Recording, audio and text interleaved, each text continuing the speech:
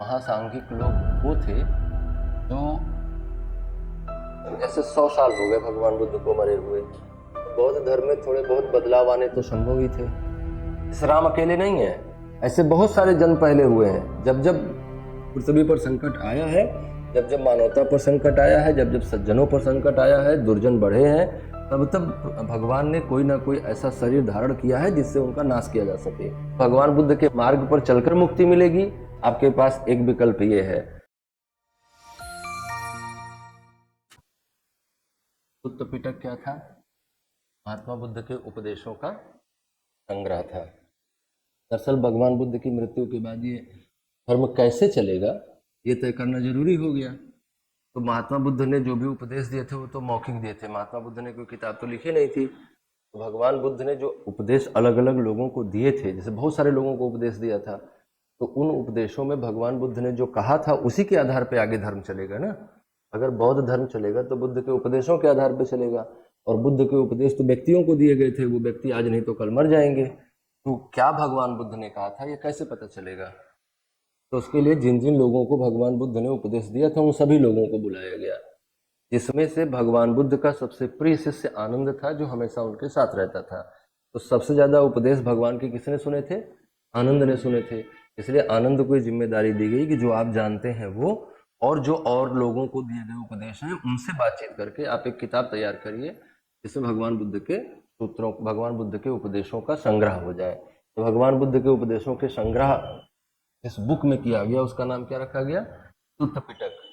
और फिर उपाली जो था वो भगवान बुद्ध के साथ, वो भी भगवान बुद्ध का शिष्य था, नाई था, तो उसको लोगों ने जिम्मेदारी दी कि आप विनय पिटक बनाइए। विनय पिटक का मतलब कि बौद्ध धर्म में रहने के नियम क्या होंगे उस पर आप काम करिए। तो विनय पिटक क्या बताती है कि बौद्ध संघ में प्रवेश के क्या नियम है और कैसे कोई बौद्ध बन सकता है। और सुत्त पिटक क्या बताता है कि भगवान बुद्ध ने अपने पूरे जीवन में क्या क्या उपदेश दिए थे। लेकिन भगवान बुद्ध ने जितने उपदेश दिए थे अगर उन सभी को एक किताब में लिखा जाता तो बहुत बड़ी किताब बन जाती वो। तो सुत्त पिटक क्या हुआ, उसको सूत्र के रूप में लिखा गया, छोटे छोटे सेंटेंसेस में लिखा गया, इसलिए उसको सुत्त पिटक कहा गया।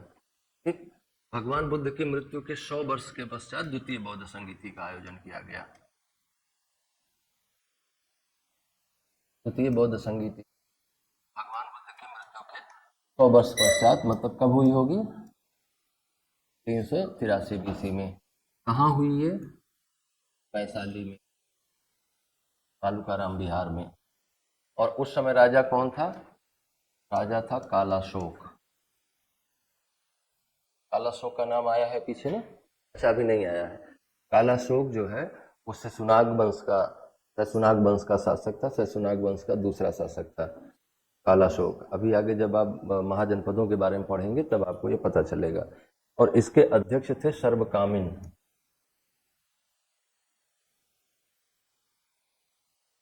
और इसमें क्या हुआ कि बौद्ध धर्म दो हिस्सों में बट गया। यहां लिख दे रहा हूं मैं, किसमें बट गया? स्थविरवादी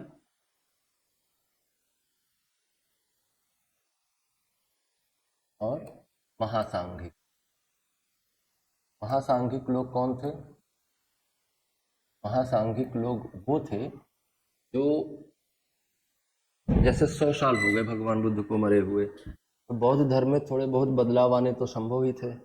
ये बदलाव किस रूप में आ रहे थे? कुछ लोग ये कह रहे थे कि भगवान बुद्ध जो है वो एक भगवान थे, और उन्होंने जो बात बताई है उस पर तो चलना, अष्टांगिक मार्ग पर चलना उतना आसान नहीं है, लेकिन उनकी पूजा करके मुक्ति मिल सकती है। भगवान बुद्ध तो आदमी थे, ठीक है, एक व्यक्ति थे। तो वो एक व्यक्ति है या वो भगवान है, इस बात को लेकर बौद्ध धर्म में लड़ाई शुरू हुई।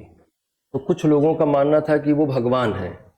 तो जो मानते थे कि वो भगवान है, और ऐसे कहानियां रच ली गई कि ऐसे भगवान समय समय पर जन्म लेते रहते हैं। जैसे हमारे यहाँ इनकारनेशन की थियरी है, जब जब हुए धर्म के हानि, बाढ़े असुर अधम अभिमानी, तब तब धरि प्रभु मनुज शरीरा, हरहि कृपा निधि सज्जन पीरा, यदा यदा हि धर्मस्य ग्लानिर्भवति भारत, अभ्युत्थानम धर्मस्य तदात्मानं सृजाम्यहं परित्राणाय साधूनां विनाशाय च दुष्टकृतां संभवामि युगे युगे। जब जब धर्म का नुकसान होता है, जब जब हुए धर्म की हानि, काढ़े असुर अधम अभिमानी, तब तब धरि प्रभु मनुष्य शरीरा, हरहि कृपा निधि सज्जन पीरा। जब जब धर्म की हानि होती है, असुर अधम और अभिमानियों का वृद्धि हो जाता है, तब भगवान शरीर धारण करके इनका नाश करते हैं और सज्जनों को कृपा देते हैं। यही बात गीता में भी कही गई, यदा यदा ही धर्मस्य ग्लानिर्भवति भारत अभ्युत्थानाय धर्मस्य विनाश अभ्युत्थानात्मानं सृजाम्यहम्, और क्या था, विनाशाय च दुष्टकृताम संभवामि युगे युगे।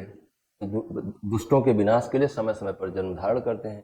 यही धारणा बौद्धों ने भी अपना ली। इसलिए मैं कहता हूं ना कि बौद्ध कोई धर्म नहीं है, वो एक सोशल रिवॉल्यूशन था, एक सामाजिक क्रांति। इनके पास कुछ नया नहीं था। अष्टांगिक मार्ग जो इन्होंने दिया वो तैत्तरीय उपनिषद से ले लिया। तैत्तरीय उपनिषद में बताया गया कि ऐसा जीवन जीने से मुक्ति मिले, उसी को उठा के बुद्ध ने अष्टांगिक मार्ग कह दिया, है ना। तो कुछ इनके पास नया नहीं था। तो महासांघिकों ने कहना क्या शुरू किया कि बहुत सारे बुद्ध हुए हैं ऐसे, जैसे हम लोग कहते हैं ना कि बहुत सारे अवतार हुए हैं, 10 अवतार हुए हैं, ऐसे इन्होंने भी धारणा बना ली कि बहुत सारे अवतार हुए हैं, बुद्ध उन्हीं अवतारों में से एक हैं, ये पहले बुद्ध नहीं है, ऐसे बहुत सारे बुद्ध पहले भी हुए हैं और आगे भी होंगे। जैसे राम अकेले नहीं है, ऐसे बहुत सारे जन्म पहले हुए हैं। जब जब पृथ्वी पर संकट आया है, जब जब मानवता पर संकट आया है, जब जब सज्जनों पर संकट आया है, दुर्जन बढ़े हैं, तब तब भगवान ने कोई ना कोई ऐसा शरीर धारण किया है जिससे उनका नाश किया जा सके। तो भगवान बार बार पृथ्वी पर आते रहते हैं। यही धारणा इन्होंने भी विकसित कर ली कि बुद्ध जो है ये कोई वो नहीं है, व्यक्ति नहीं है, ये क्या है, ये अवतार है ना, तथागत है, अवतार है। ऐसे इनके पहले और भी अवतार हुए हैं और आगे भी होंगे। तो एक समुदाय ऐसा खड़ा हुआ बुद्धिज्म में जो ये मानने लगा कि वो अवतार हैं और ऐसे जो है बहुत सारे अवतार समय समय पर होते रहते हैं, और जब ये होते हैं तो ये सिर्फ अपना कल्याण नहीं करते हैं, पूरी मानवता का कल्याण करते हैं। इसलिए मनुष्यों को इनकी पूजा करनी चाहिए। जो ये सब मानने लगे वो क्या हो गए, महासांघिक हो गए। इनके फॉलोअर्स बढ़ते गए, क्योंकि जानते हैं आदमी काम नहीं करना चाहता है। अगर भगवान बुद्ध के मार्ग पर चलकर मुक्ति मिलेगी, आपके पास एक विकल्प ये है। दूसरा विकल्प ये कहा जा रहा है कि नहीं, मार्ग वार्ग पे चलना तो बड़ा कठिन काम है, आप सिर्फ धूप अगियार दिया बत्ती करते रहिए, आपका काम हो जाएगा। आप किस फेवर में जाएंगे, धूप बत्ती करने के फेवर में जाएंगे, क्योंकि आसान काम है ये, आप करो फिर जो है गंगा नहा लो, आसान काम है कि नहीं है।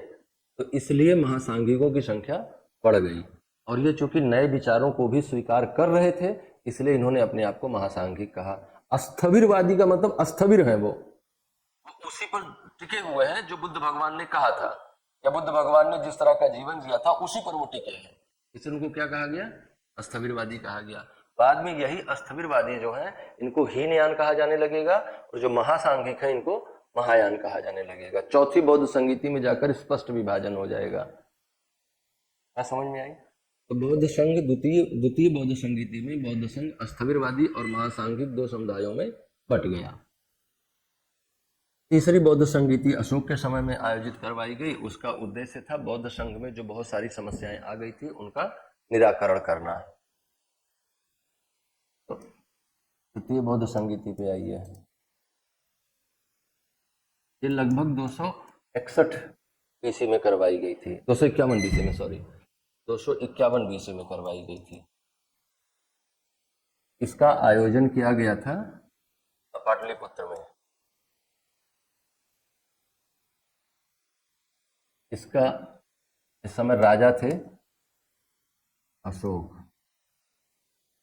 अध्यक्ष थे इसके मोग्गलीपुत्र तिस्स।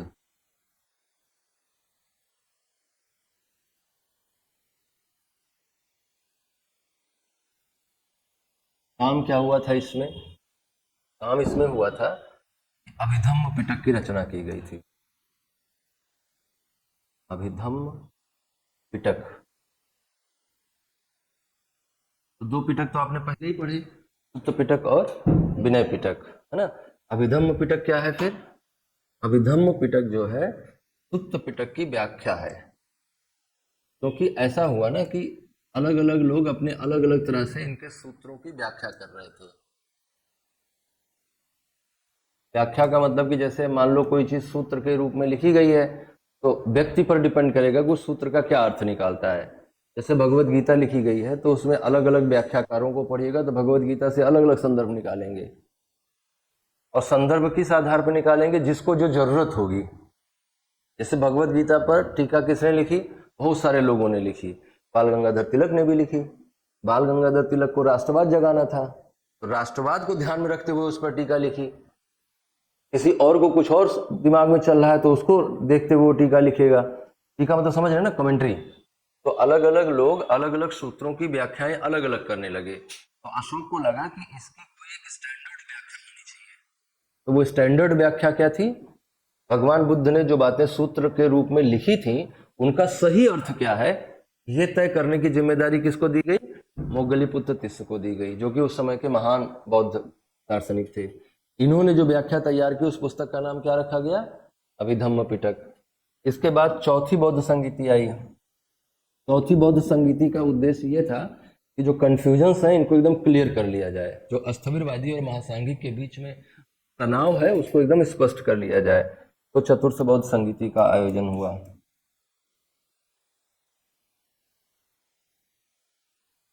चतुर्थ बौद्ध संगीति में का आयोजन 1 शताब्दी ईस्वी में हुआ, फर्स्ट सेंचुरी एडी में हुआ। इस समय इसका आयोजन कश्मीर के कुंडल वन में किया गया। अश्वघोष के कहने पर ही बुलाया था इसको ना। और इसमें खास बात क्या हुआ, खास बात यह हुआ कि हीनयान और महायान स्पष्ट रूप से बट गए। हीनयान और महायान दो संप्रदायों का विकास हुआ।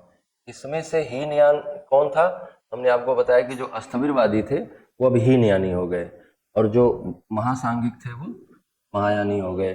और महायान बौद्ध धर्म ही आगे चल पाया, हीनयान खत्म हो गया, क्योंकि वो बुद्ध भगवान के मूल उपदेशों पर आधारित था। और मूल बात पर, सत्य पर दुनिया चलती नहीं है, दुनिया चलती है हमेशा नरेशन पर, क्या कहा जा रहा है उस पर चलती है। जैसे हमने कहा ना कि इस्लाम जो है मूर्ति पूजा करता है, बहुत सारे लोग खराब खराब कमेंट कर रहे हैं, लेकिन ये बात सही है कि वो इस्लाम अगर किसी भी तरह से आस्था रखता है उस पत्थर में, वो कोई उसमें कमेंट कर रहा है कि हम पूजा नहीं करते हैं, उसको चूमते हैं, कोई कह रहा है वो दिशा दिखाता है, कोई कह रहा है चक्कर लगाते हैं, लेकिन अगर आपकी उस पत्थर में कोई आस्था है then you are worshipping idol. नहीं, उस पत्थर में कोई भी आस्था अगर आपको है, आप उसको तोड़ दीजिए, यही एक रास्ता है। अगर आप निराकार ब्रह्म की बात करते हैं तो आप उसको तोड़ दीजिए। किसी भी तरह से अगर उस पत्थर में आपको आस्था है, आप उसको चूमते हैं, आप उसकी फेरी लगाते हैं, आप उसका दर्शन करने जाते हैं, जो कुछ भी करते हैं आप, तो सब पूजा मानी जाएगी। फिर हम भी तो फिर तो हिंदू भी कह सकता है ना कि हम मूर्ति की पूजा थोड़ा ना करते, हम तो खाली मूर्ति को दिया दिखाते हैं, हम तो खाली मूर्ति के सामने बैठ जाते हैं। हाँ हाँ, तो वो भी तो सजाता है क्या, वो नहीं सजाता अपनी उसको, हाँ, वो अपने मजार को, पत्थर की पूजा है कि नहीं है वो, है ना। तो आप भी वही करते हैं, बस आपकी मान्यताएं थोड़ा अलग हैं। आपने वो रील देखी है मेरी, हाँ, तो इस्लाम भी है मूर्ति पूजक, और जिन लोगों ने देखी है उसको और शेयर कर दीजिए, थोड़ा और आग लगनी चाहिए, है ना। जितना ग्रुप में है लोग सबको शेयर कर दीजिए, थोड़ा आग बढ़नी चाहिए, बातचीत होनी चाहिए ना इस मुद्दे पर, इसको नोट कर लो।